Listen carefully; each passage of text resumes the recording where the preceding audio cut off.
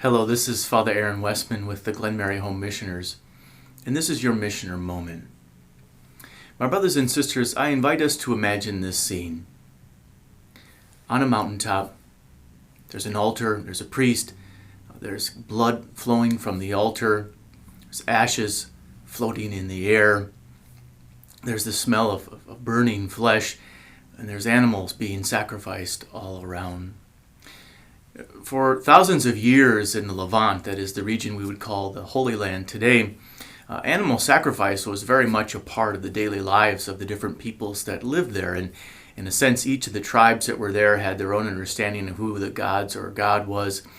And they had their own priestly class, and they also had their own understanding of animal sacrifice. And people gathered around, and this was very much a part of their lives. And if we think about kind of this animal sacrifice, I think in our own contemporary years, we seem to think that this is somehow perverse. And I think, provided the opportunity to be part of this, I don't think that we would willingly want to participate in it.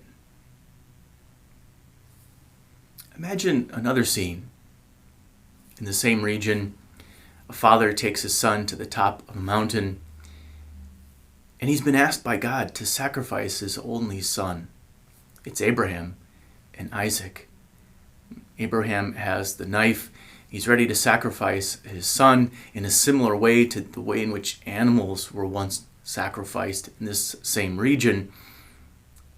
And then a voice speaks from heaven, and his son is saved, and a ram is sacrificed instead.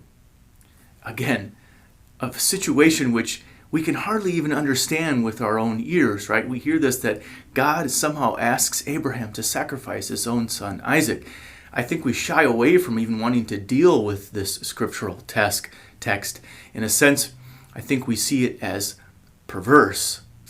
And certainly, given the opportunity, we wouldn't willingly want to participate in the perversity of this sacrifice. Now imagine another situation.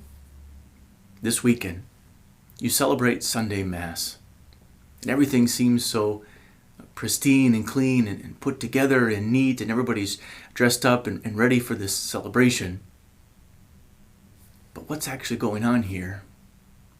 All of the animal sacrifice, this story of Abraham and Isaac, all of the sacrifices of old come to this very event where Jesus, the only Son of the Father, is given up to sacrifice on the altar, represented in the similar way in which Jesus was sacrificed the one time on the cross for all of us to save us. And the thing is, no doubt that this is still a perverse situation, but this sacrifice, and sometimes unknowingly, we willingly participate in.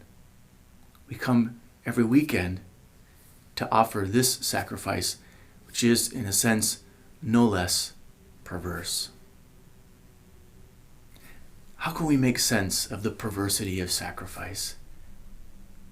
I think one of the only ways that we can do so is when seeing what God was willing to do to save us by offering up the sacrifice of his own Son, and Jesus' own loving willingness to do the same, we can only fall to our knees and offer our own lives in sacrifice back to God and to all of humanity, that we might be restored and we might be raised up one day.